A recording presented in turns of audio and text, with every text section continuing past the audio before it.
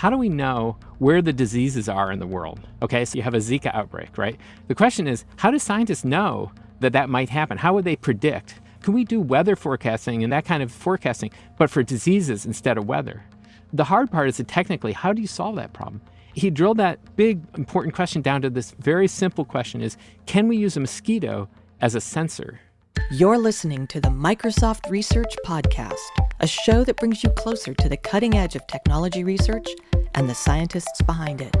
I'm your host, Gretchen Huizinga. In an era of AI breakthroughs and other exciting advances in computer science, Dr. Ben Zorn would like to remind us that behind every great technical revolution is a programming language. As a principal researcher and the co-director of the RISE, or Research and Software Engineering Group at Microsoft Research, Dr. Zorn has dedicated his life to making sure the software that now touches nearly everything in our lives is easy, accurate, reliable, and secure. Today, Dr. Zorn tells us some great stories about bugs in whales, warns us against the dumb side of smart objects, talks about his group's attempt to scale the Everest of software security, and makes a solid case that the most important programming language in the world today is the spreadsheet. That and much more on this episode of the Microsoft Research Podcast.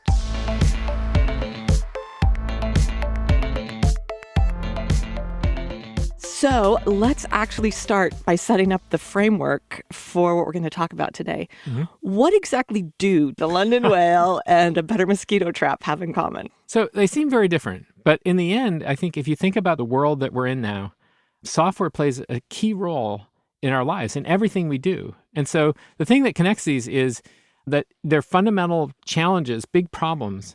But at the core of solving those problems is the ability to use software to actually attack the problem and make it better. I work in the field of programming languages, and we really think every day, we go to work thinking, what do we do to make software better? If we make software better, then we can make all the things that depend on software better. Yeah, so what about the London whale? What was that situation? One of the things that's important to understand is much of the finance world runs on spreadsheets. And spreadsheets capture a lot of interesting information from banks, information from stocks. The London whale was one of these traders at JP Morgan, and he had a spreadsheet, and he was looking at how much volatility there was in a particular stock. And the reason they called him the London whale was because he would make enormous purchases, $1 billion. Hence literally. Whale. Yeah, the whale. So he did this. And unfortunately, in the spreadsheet he used, there was a bug. And so he thought the volatility of a particular stock was much lower than it really was. And so he bought it thinking, okay, it's going to stay stable. When in fact, it swung and it went way down, and he lost literally billions of dollars. And so this was a human making a decision, but the decision was basically based on a spreadsheet. And that's again, we're back to software. That's the fundamental thing that links these together is the bug in the software made him lose all this money and then all the consequences. I mean, the company lost $900 billion in a lawsuit, essentially, because of that. Right. So what about mosquitoes? Okay, yeah. So let me talk about that. I think one of the things I really, really enjoy about working at Microsoft is the ability for people to have a vision and attack that vision with their heart and soul. And I had an incredible researcher working with me. His name is Ethan Jackson. And he wanted to solve an important problem. And it wasn't a problem about money or et cetera. It was really a much more fundamental problem, which is how do we know where the diseases are in the world? Okay, so you have a Zika outbreak, right? The question is, how do scientists know that might happen? How would they predict? And so in his mind, it's like, can we do weather forecasting and that kind of forecasting, but for diseases instead of weather? The hard part is that technically, how do you solve that problem? He drilled that big, important question down to this very simple question is, can we use a mosquito as a sensor? So can you take a mosquito and look at what it's eaten in its meal? That blood contains viruses, and the viruses will tell you what diseases are present in the current environment. That took him on this incredible journey where he met with, disease experts. He met with insect biologists, mosquito experts. He worked with field biologists to understand what their process was. How do they go now and find out where the mosquitoes are, what kinds of things are happening with mosquitoes? But the thing that he connected, you can think of this as connecting the dots. He connected mosquitoes to the cloud. So in particular, it's not just that you catch a mosquito. It's also that you have to figure out what its DNA in the blood that it ate was.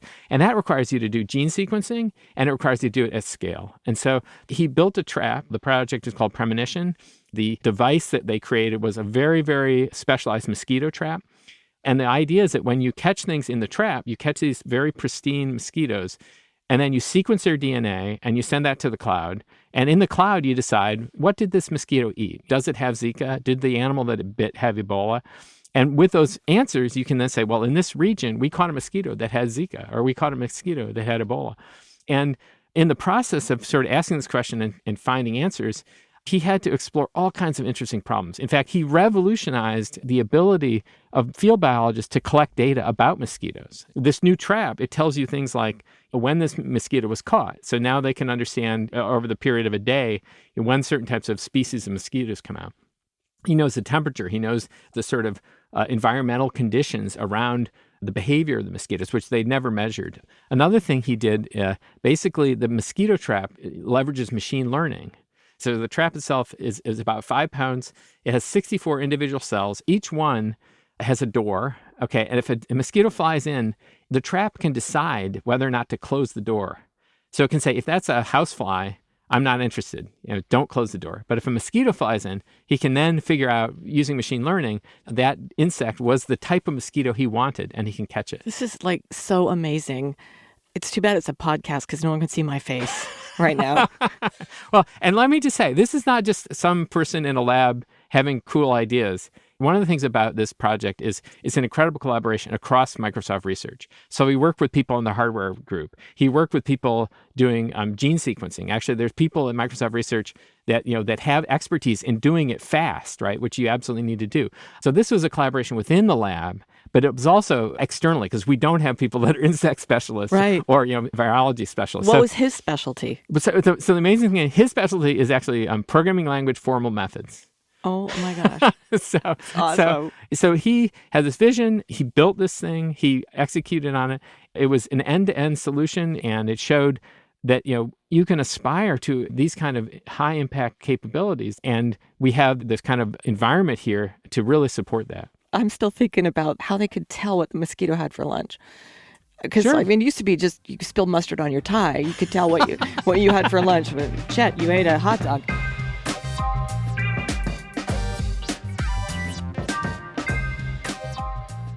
When people get excited about going into computer science today, but they think maybe this will be my career, they're often attracted by the kind of buzzy, hot things like machine learning, deep learning, AI, whatever. What role does programming languages play in that? And why would somebody think, hey, I'm going to go into research? Because your organization is called RISE, Research in Software Engineering. Yep. So that's a great question. And it is true that in the end, what we do is we build the things on which people build incredible solutions. So we work on software. We work on making it easier to build software, making it easier to make the software correct, make it perform well. But I think, too, the way to think about it is almost all the big technological revolutions have had with them accompanied a programming language. So if you go back to the late 70s, the advent of PCs, one of the things that really sold in the PC market was spreadsheets.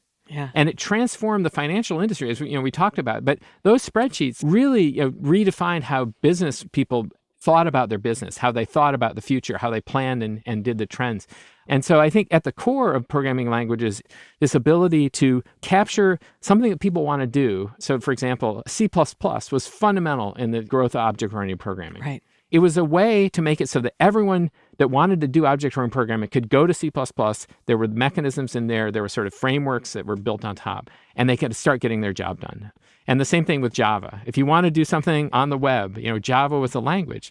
One of the reasons that these things are successful is because lots and lots of people start programming in them right away, because it opens up a new frontier for new developers, for new business opportunities. And even lay people, WordPress things, you can go into the HTML and... That's right, yes, absolutely. Markdown, the ability to combine the presentation, and again, with computation, you can embed JavaScript into web pages.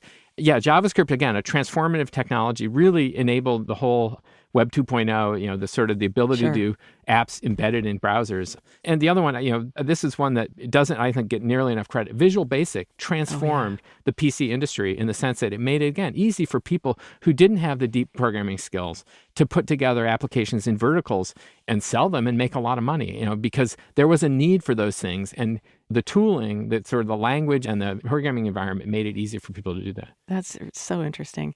Let's talk about the spreadsheet again, because this Sure. is one of your things that I think is super interesting. And it kind of goes with the question I asked you about in an era of AI infatuation. Mm-hmm. The spreadsheet is decidedly kind of unsexy.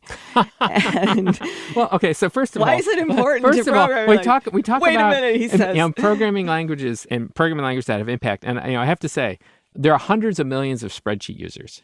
So by numbers, spreadsheet's actually the most important programming language in the world. And most people don't think of it as a programming language, but in the essence of spreadsheets, you're combining data and code, because you're computing on that data, and presentation, because you want to see the result. You want to see the chart, you want to see Visualized. the table, et cetera.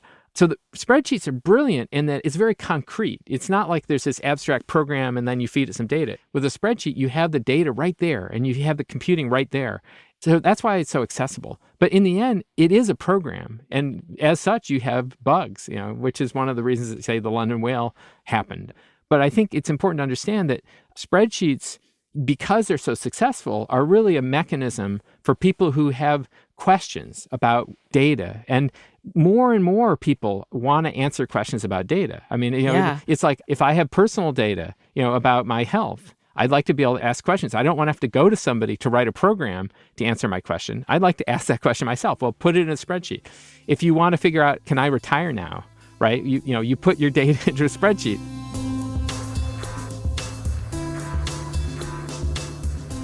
This brings up just like a host of questions, not the least of which is the Internet of Things, where you have all of these independently so let's say Microsoft is doing software and they do tests and verify it. And, I'm guessing that's not the case in a lot of things that are out there. So I'll talk a little bit about sort of the Internet of Things. One of the things I've had incredible fortune. I'm a member of the CCC, which is the Computer Community Consortium. And this is part of the CRA, which is an organization that represents computer science research to the federal government. The CCC is the part of the CRA that actually is tasked with thinking about the future, thinking about trends in computer science. And the part of the CCC that I've been most active with is called the Task Force on Intelligent Infrastructure. And it looks at this question of, if we embed computing into infrastructure or into, say, the Internet of Things, how does that change the world? And how do we think about that world? And it goes to what I was talking about before, about how every company now, to get an advantage, instead of saying, okay, we're going to make our toaster better, like mechanically, now it's like, how can we use software to make our toaster better? A smart toaster. A smart toaster. And you think about, for example, there's your doorbell. There's Ring. It's a big company now, and they sell you a smart doorbell. It'll show you video of who's at the door. You buy a Tesla. Well, Tesla is a ton of software. You're really buying software, right? Tesla sells you software upgrades, and they sell that to you. So that's, they basically converted selling a car into selling software, right? Yeah. The Internet of Things is amazing, though, and it kind of goes crazy. So, for example, there's a smart fork. So if you look online, there's a smart fork, and it's like, wow, but the fork has a processor in it, and it counts how many times you lift it. So you basically, I need this fork.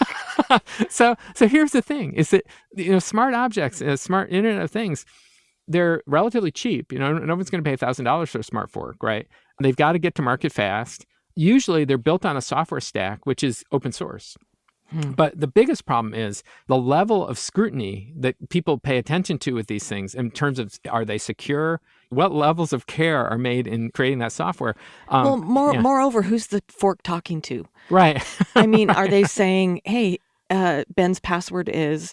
Right. So here's the problem, is that fork, because by definition, because it counts things, it probably talks to some server on the internet, right? And then I look at my wristband and say, oh, you've lifted that fork 100 times. I mean, Yeah. somebody's talking, right? Right. So these things by definition are connected because they wouldn't be smart if they were just by themselves. And you don't necessarily know what software is running on them. And you don't necessarily know if somebody's compromised that software. So for example, yeah, I don't really want to have to worry if my fork is trying to steal my internet and my wireless password. Or letting people know you're not home. That's right. Yeah. Or it's the fork talking to the doorbell. Right. I mean, we didn't used to have to think, is my fork, trying to steal my password? But now we do, because if you buy that smart fork, there's a possibility. And we are in a transition with Internet of Things where there's sort of two classes right now of quality in software. There's certified software like aircraft software, on a plane. Work. It is carefully checked, right? So you're pretty confident there. But then everything else, there's no checking, right? There's no level of certification. One of the things that I'm doing with the CCC is understanding what at the federal level, what are the right things for the federal government to be doing in this space. And in fact, they are actively working. One of the models they're looking at is using an underwriter's lab kind of model. Yeah. So that instead of saying underwriter's lab says, this electrical appliance won't short circuit and cause a fire, they're basically saying, well, this device has reached some level of quality, which is better than just nothing. Does that include security, though? Yeah, I mean, well, it goes to questions about best practices. And they're fundamental questions like, how do you update? Like, let's say you have a device and then it's got a bug. We know about Windows Update. We know that, we see PC updates frequently. But how many people update their fork, right? I have never updated my fork. So the question is like, that's a problem, because if there is a security vulnerability and you don't update it, then your fork is vulnerable forever. Can you get a fork patch? Exactly. And in fact, this is not just hypothetical. One of the things that happened about a year ago was people had bought video cameras on the web, and it turned out that a hacker figured out that many of the passwords on these video cameras could be guessed. So it turns out they actually hacked about 100,000 or more of these cameras. Okay, so first of all, if you have a web camera and somebody's hacked into it, how would you even know? So that's the first problem, right? There's so much I don't know. But the second problem is the person who hacked this leveraged all of these 100,000 or more machines to do a distributed denial of service attack. What that means is they had these cameras all send packets to a particular website to make it so that no one else could access it. And with 100,000 things, you can really shut things down. Sure. And this was a problem last year. One of the things that happens with the Internet of Things, with this emerging presence of lots of devices without security, or with less understanding about how the security works, is that you can have these emerging attacks based on large numbers of devices. The scenarios you've painted are common in that people click agree on an app for convenience, right? Sure. They don't even know what they're... Right, yeah. So there's two kinds of problems. One is a problem where there's a bug in the software and somebody exploits that bug. It's doing things it was never intended. There's another problem, which is the software itself, say an app on a phone, has privileges that it doesn't really need. When it says, here's 10 things I'm going to do if you want to use me, how do you know what things it really needs? Not only that, it's a binary option. I either say yes or no. Could I do 5 of those? Right. So I think the good news here is that there is an evolving understanding of how to enable, like, for example, one of the strategies is you say, look, I'm not going to say that you can do it. When you need it, you ask me. Like when I'm about to use something and it says, I need to use your camera right now. Then you say yes, because you're taking a picture, you understand. Which I've done. Yeah. Can I access your photos? Okay, because I want to edit that photo. Exactly. So I think there is hope there in the sense that the understanding of how people interact with software, how you can make software more understandable, is evolving. One of the things that you could say is it's a success story in the sense that people are using these things for so many different activities, so many apps on the phone, so many apps on the computer. The fact that people want to use software for all these purposes and that we have to understand what that means and how to control that more. So if I get a smart fork and I decide I want to upgrade it and they say, we don't support that anymore, are we just... Well, no, this is a real concern. And I would basically say, and in fact, the FBI provided a public service announcement saying, look, if you have Internet of Things devices, then you should put it on a separate network. So this is one of the things they're telling people. It's like, have in your home now, have your network, which is like your computers and all your stuff that you're using that you really need, and then everything else put on a separate network. But who can do that? I mean, I don't even... No, this is, I understand, and it is a concern. You people are technopolists in a good way, I'm hoping. But I think sort of, it's an analogy with the Wild West. Is right now, we're just seeing what all the problems that can emerge. over time, I think, for example, wireless routers might actually have these two networks sort of automatically, configured in such a way. In fact, even now, I think routers will give you guest networks, but you have to know to use them, and you have to understand, the configurations. Right, Listen, you need to be Wyatt Earp in this Wild in West. the Wild West. So let me talk a little bit about a strategy we can go toward that. So there's a project in the group. It's called Everest. Which group? In my group, Rise. Okay. And what they're trying to do is think about not just writing software, but writing software so that it's fully verified. So what does that mean? Actually, fully is too strong a word, but verified for important properties. And so what does that mean? So in particular, what they've taken on is there's a communication infrastructure that connects a web browser and a server. It's called HTTPS. You might have seen it. It's sort of... I think it's secure when I go there. Right. You get a little lock that says, the communication between your client and the server is encrypted, secure. You can send your bank account numbers or your credit card numbers, and no one who's listening in can understand that. So that HTTPS is actually a lot of software. There's an implementation of it in the open source called OpenSSL. And it's used widely. In fact, a couple of years ago, there was a major problem with OpenSSL called Heartbleed, which made the news because it turned out that people could look in on your computers through this Heartbleed bug. And this was a problem with OpenSSL. Was it a bug or a hack? It was a bug in the software that then people figured out how to exploit. Okay. Exactly. And it was unclear how widely exploited it was because it's very hard to tell if people had been using it. Anyway, so OpenSSL is an implementation, and what the Everest team said was, look, we're going to build an equivalent version of OpenSSL, but we're going to make our version verified for the important properties, like the cryptographic properties. Okay. Now, this is using program verification on a scale that's never been attempted before because these communication protocols have many layers. They include many different encryption algorithms. And the properties you need to prove include things like, you can't have a memory safety violation, which is the kind of thing that Heartbleed exploited. That's a very basic property. But the higher level properties are, if two people are talking at each end of the line, we're going to guarantee with this proof that there's no way that an attacker can listen in. It doesn't matter how the attacker tries, they're not going to be able to hack the software to decrypt these messages. That's a very challenging problem because it's a combination of proofs, essentially looking at each line of code and saying, what are the possible ways that this can go wrong, but at a scale of thousands and thousands of lines of code. And the ability to prove things about thousands of lines of code is actually very difficult. If you think about these proofs, we're talking about literally hundreds of thousands of formulas all connected together to form the proof, and then saying, yes, that we can prove that set of formulas actually is satisfiable. There is a way that this could be true, and that no human would be capable of doing that. So that Everest is one of the projects that's come out of Rise. That's right. Yeah. So Rise is a group. I co-manage it with Tom Ball. Research and Software Engineering. It's a group of researchers and developers. We collaborate on a number of different kinds of projects across a spectrum. So we work on software engineering problems, like how do we build software more effectively? How do we deploy software more effectively? How do we help developers understand where the problems in the code are, or what problems they should maybe do a code review for? So that's one end of the spectrum. The other end of the spectrum is we think about the formal foundations of software. So we're trying to ask questions like, what does the software mean exactly? How do we translate essentially a program into math and then use what we know about math to prove what that program is going to do or not do?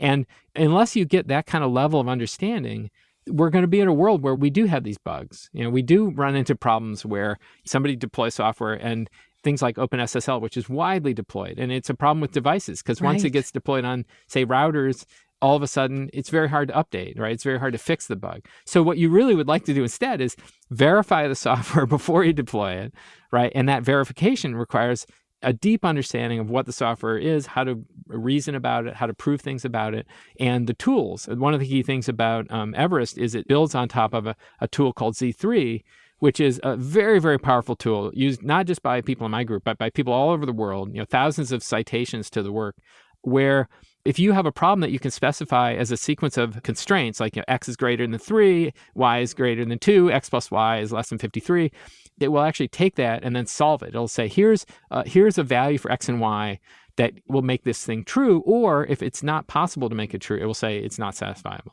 Yeah. So Z3 is a mechanism on which people build that helps people think about complexity of logic at a scale that is unprecedented. Yeah. You're here doing this. My mind is going into all the other things that I have, and I know how expensive it is to test software. So this isn't even a question I had on my list, but you've just prompted me to think of all these developers out there doing smart objects Hmm. with their own code and probably just shipping. Sure. Are And you guys doing anything to make it less expensive or more easy? right. I think what you see in the world of software is people want to reuse code. They don't want to write their code from scratch, right? So a great example is cryptography algorithms, right? When you think about cryptography algorithms, it's very hard to write that code. It's actually, in performance is critical because encryption and decryption, is something that you don't really want to do, but you have to. And so it's got to be fast. But the problem is that if everyone had to write their own cryptography algorithm, most of them would probably be wrong because it's very, very, Difficult you really, stuff. you have to be super smart to get it right. So what you'd rather do is actually do it once and then verify it and then use the verified thing. And everybody could use that verified thing. I mean, one of the nice things about open source is once it's available, there's no barrier. So what we're trying to do with Everest, actually, Everest is an open source project. We're trying to build bigger and bigger components that people can use and reuse instead of having to try to do it themselves.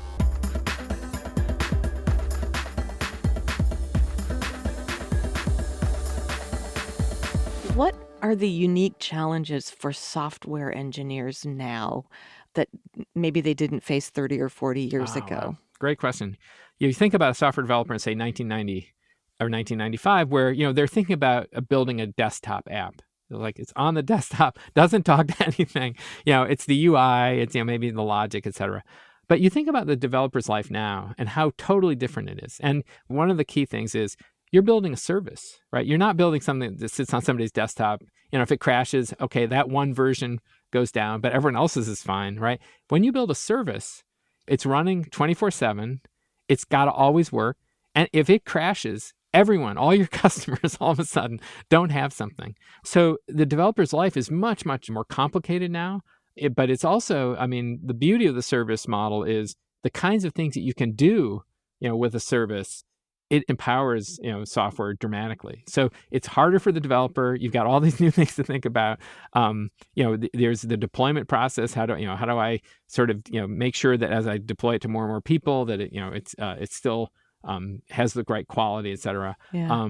But I think at the core of the job is still, is the software right? Does it perform well? And is my customer happy? I would imagine that's one of your major goals in Microsoft Research Rise. Absolutely. The whole investment we have, I mentioned we talk about software engineering. So that's the process of building software. Talk about formal methods. That's really figuring out what the software should be doing and making sure it's doing that. And I think another part is actually helping developers. One of the really successful collaborations we've had in MSR in my group is that we have a really talented individual, Mark Marin, who worked on something called time travel debugging. Okay. So let me say go there. a few words about this. So time travel debugging, this is a vision that developers have had for years and years, which is if there's a bug, or if there's a crash or something, instead of like starting over and seeing what happens, I really just want to step back one step, back in time. Sort of what happened that got me here? Technically, that's a really hard problem because to do that, you have to actually remember everything that happened between when the program started and when it crashed. And so even though this has been a vision for many years, actually giving it to developers to use in a practical way has never happened. Now, this is before Mark Marin and time travel debugging. So Mark basically said, look, in JavaScript, which is a very widely used language, we can build a mechanism inside the JavaScript virtual machine that captures enough information efficiently enough that now we can enable developers with that go back button. This is a collaboration. So this is Mark in research. This was his vision. But he said, look, it's not going to just be enough to write a paper. I want to make sure that this is actually in Chakra, which is the Microsoft JavaScript virtual machine. So he went to the Chakra team. He talked to them. He sat with them. And at this point, time travel debugging is now part of the open source Chakra release. That's really inspiring to know because it feels like a common theme I'm hearing is that people are talking to other people, seeing how can they bring in expertise from other areas within different groups, even in the research group. Right, and no, absolutely. And one of the things that I think that's really exciting is, with especially with the success of AI, is it opens up new collaborations, interactions with groups that we didn't used to interact as much with, partly because of these questions I mentioned, but partly because, it's always exciting. And, every time you have this kind of shift in the way people think about the complexity, there are new problems they can solve, new ways to solve it. One of the things that's really exciting about the AI technology is it does change what it takes to build these models. If you say, well, I need a developer to write the code, that's one thing. But if it's I need labeled examples to train, that's a totally different set of That's skills. hard. And it changes who can do it and how you do it. And so every time these changes happen, it's a new cycle, and we get to do all these fun things again. Right. That's so interesting. Well, listen, let me wrap up with asking, because I'm really interested about who comes here. Sure. What do you look for in somebody that you would like to come here and work with you in Rise? Well, I think there's a couple things. I think we look for people who are broad thinkers that really, like I said, they go to the heart of the problem. One of the things we offer at Microsoft, which is really different than an academic experience, is we have incredible depth in the product teams. So, the product teams are dealing with real problems every day and sort of thinking in terms of, that's an opportunity for the people that come here, the researchers that come here. That's something that they just can't get in the academic world. You want people that embrace that they basically look as broadly as possible at sort of how they can impact, the world, the company. In the end, like I said, we look for people who build stuff, people who want to think about solving problems, sharing solutions, having people use those solutions and get their hands on those things. And so the sort of the expansiveness, the willingness to work and learn across disciplines. I mean, one of the things that we have is a huge resource. Microsoft Research has incredible depth, compared to almost any academic department in the world. If you're here and you don't step across the hallway and start talking to people doing things, very different than you, that's just a missed opportunity. Right. So I think those are the kind of things that resonate when I look to hire people. Obviously, we have a lot of visibility in the academic community for the things we have done. People come to us with an understanding of the kind of expertise and the kind of strategy we use to solve important problems. Something like Project Everest is a great example where security is incredibly important. It has an enormous visibility. It's an expedition, which is basically a multi-lab effort. So it's not just people in Rise, it's people in Cambridge. You have Sherpas?